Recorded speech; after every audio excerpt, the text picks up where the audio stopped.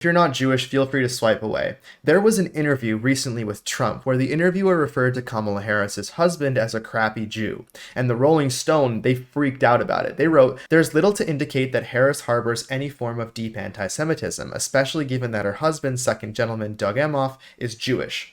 You see, Kamala hides behind the fact that her husband is Jewish. So when she does horribly anti-Semitic things, like ignore the brutal murder of 12 innocent Israeli children, Jews forgive her because, oh, she's married to a Jew. She can't be anti-Semitic. You're wrong. Bernie Sanders is a Jewish politician who actively tries to disarm Israel, and if we had a President Bernie Sanders, that would put millions of Jewish lives at risk.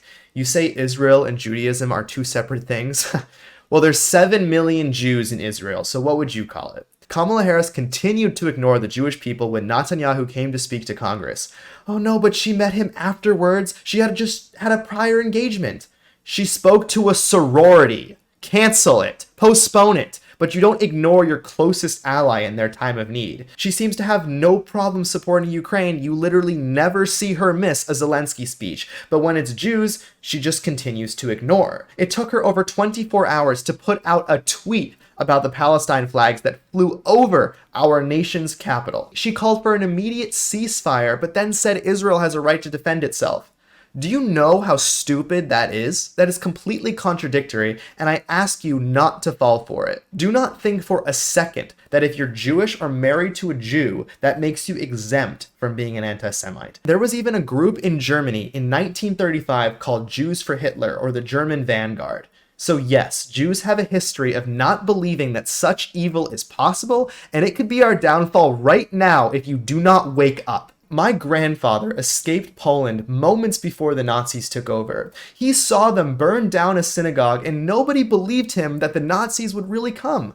Well, unfortunately, he was right, and those Jews he knew and lived next to for years died because they thought no way such a thing could happen. So mark my words, if Kamala Harris wins the presidency, millions of Jewish lives are put at risk. So wake up, suck it up, and vote for Trump if you want your people to survive. Trump won't be a dictator, okay? America will survive. We have a constitution and it works. He's literally been president before, and do you remember how peaceful things were in the Middle East?